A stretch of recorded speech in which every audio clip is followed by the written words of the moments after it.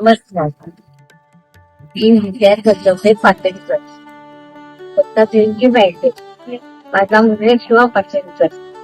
पण आई हा गणपती आमचं वंश परंपरा चालू आहे. ही माती मी भिजवतो. माझ्याजवळ 81 वर्ष आहे. मला एवढं थंडस्त होतं, अशक्तपणा असतो, तरी मी गणपती सेवा सोडून मी सुरुवात करून येते माती भिजवायला. त्यातच माझी मुलगी आहे, माझी माती भिजवतो. माझा स्वभाव व्हिडिओ काढतो. नाचवून मला खूप माझी पती पण त्यांच्या हातामध्ये भरपूर कला होती. त्यांची पण लागली सेवा. एक महिनाभर जातो. एक महिन्याने तिथून जाताना मला खूप वाईट होतं. त्याचा आधार आम्हाला माझं काही मला एक अनुभव पडकणीला माती भिजवायला हा पहिलीच द्यायची. पडकणीला माती भिजवायला ती म्हणजे माझी मोदक करून दे, मी ती माती मी संपूर्ण माती भिजवली. माझे पती जेव्हा गणपती काढायला बसले, गणपती वर पण पूर्ण होत आल्या. मी पाठच्या पाठीचा खसला गेला. ते खूप घाबरले.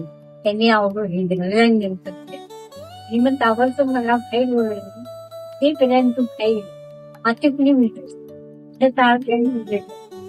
पहिले जे सगळे गोळे ते माती भिजव आणि आणले.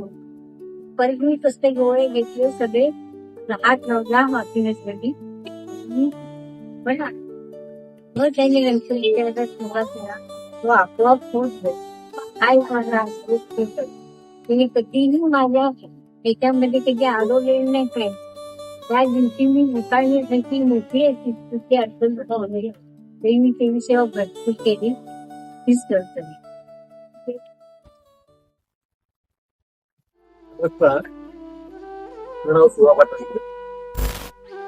माझं गणपती आपण फक्त आहे, त्याला नवसाला पावणारा लाल गणपती असं म्हणतं. बऱ्याच पिढ्यांची परंपरा आहे. साधारणपणे माहितीच नावाप्रमाणे म्हणाल तर माझी आता 5वी पिढी आहे आणि माझ्या मुलाची 6वी पिढी आहे. फार पूर्वीपासून प्रसिद्ध असलेला रत्नागिरीतला हा गणपती, त्याचा कलर असतो तांबडा. ह्याला लाल गणपती असं म्हटलं जातं. पूर्णपणे तांबडा कलर, पिवळं डोकं, हिरवा चेला, हा पाठ वगैरे, चौरंग वगैरे हे सगळे जुने आहेत.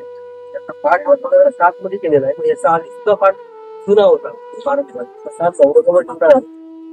ह्याचं वैशिष्ट्य असं आहे की नवसाला पावणार असल्यामुळे नागपंचमीला शेतात असतात. सकाळी पूजा वगैरे करून सुरुवात केली की रात्री 12च्या हा गणपती पुरा करायचा असतो.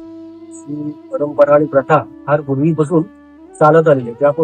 त्याप्रमाणेच आम्ही सकाळी सुरुवात केली नागपंचमीला की रात्री 12च्या तो गणपती पुरा करायचा. 9:30च्या दरम्यान गणपती हा पुरा होतो. आणि त्या दिवसापासूनच म्हणजे पूर्ण 1 महिना आमच्याकडे गणपती असतो. पूर्ण 1 महिन्यात म्हणजे रत्नागिरीतले नागरिक भक्तगण हे आहेतच म्हणा, हे नेहमी येतातच सगळे. परंतु बाहेरगावातलं कोल्हापूर, इचलकरंजी, सांगली, मुंबई, पुणे, बेंगलोर, बेळगाव, तसंच राज्यातनं, महाराष्ट्राच्या बाहेरून सुद्धा किंवा बाहेरच्या देशातनं सुद्धा ते लोक महिनाभर दर्शन घेऊन जातात. पूजा वगैरे करून किंवा त्यांची जे काही नवस असतील ते पूर्ण झाले की ते गणपतीला नैवेद्य वगैरे दाखवून जातात. अशी ही प्रथा आणि परंपरा ह्या गणपतीची आहे. त्याचं एक वैशिष्ट्य असं आहे की त्याची जी माती आहे गणपती सुद्धा आमची आई म्हणते. आता ती सोबत पूर्ण झालं म्हणा, पण तरी सुद्धा एवढ्या वयात सुद्धा आता ती चालली तरी तिला जाऊ लागतो. परंतु ह्या गणपतीची माती तिनेच माळायची आणि ती मिळते त्याप्रमाणे. त्याच्यामध्ये आम्हाला अनुभव सुद्धा आहेत. आम्ही चूक केली उद्या त्यामुळे तिने म्हणलेलीच माती त्याला लागते. तर तिच्याबरोबर माझी पत्नी तिला मदत करते. पण पहिला हातात तिचा मातीला लागला पाहिजे आणि तिच्या हाताचीच माती त्याला म्हणून तो मोठी तयार करतो असती परंपरा आहे सुरू झाली. असा वैशिष्ट्यपूर्ण असा गणपती आहे. आणि हा तेलीआळीतलं शेटे जे आहे त्यांचा हा गणपती आहे. आता ते त्यांच्यामध्ये आता करता कोणी म्हणून अनिकेत शेटे हे सगळं बघतात त्या गणपतीचं. जास्त मान आहे घालण्याचं त्याचं कर्तव्य आहे. आता गणपती असल्यामुळे ते पुढाकारातून घेऊन सगळ्या गणपतीचा सुद्धा 5 दिवस मोठा उत्सव असतो. गणपती जेव्हा जातो ना फार मोठा वैभवशाली उत्पन्न असा इतिहास आहे गणपतीचा. आणि आम्ही थोडीशी सेवा आमच्याकडनं करायचा प्रयत्न करू. दरवर्षी सेवा करतो गणपतीची. गणपती कृपा आमच्यावर आहे, खूप सगळं करून घेतो. मी फक्त निमित्त आहोत. तुम्ही 5 पिढ्याचा जरी फोटो बघितला त्या आम्हीचा तरी सुद्धा गणपतीत तुम्हाला काहीही फरक दिसणार आहे. गणपती हा तुम्हाला असाच दिसतो. हा पूर्णपणे हाताने बनवावा लागतो. तुमचं हाताने करावं लागतं. गणपती पूर्ण हातानच बनवायचा. त्याला साचा वगैरे काय नाही. तर तुम्ही बघा त्याची जेवण वगैरे सगळं तूप वगैरे त्याच्यानंतर तुम्हाला दिसतं. किंवा असं तुम्हाला थोडक्यात हा इतिहास आणि गणपती सांगितलं. असा लाल गणपती आहे नवसा. नमस्कार, मी ओमकार संजय पाटणकर म्हणजेच मूर्तिकार शिवा पाटणकर यांचा मुलगा. अर्थातच ही लाल गणपती साकारणारी भावी पिढी. तर ह्या गणपतीबद्दल सांगायचं झालं तर मी माझ्या वडिलांना गणेश मूर्ती साकारत असताना मदत करतो.